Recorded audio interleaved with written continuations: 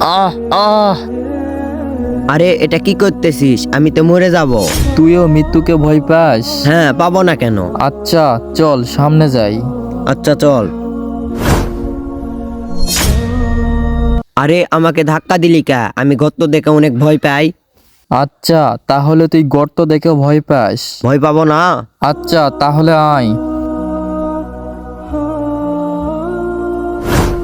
আচ্ছা তোকে যদি এখন এই পুকুরে ফেলে দেই? না, আমি তো সাঁতার জানি না, পুকুরে মারা যাব। তাহলে তুই মৃত্যুকে অনেক ভয় পাস? তে পাবো না? তাহলে শোন, মৃত্যুকে ভয় পাস কিন্তু আল্লাহ তাআলাকে ভয় পাস না? হ্যাঁ, আল্লাহ তাআলাকে তো সবাই ভয় পায়, আমিও পাই।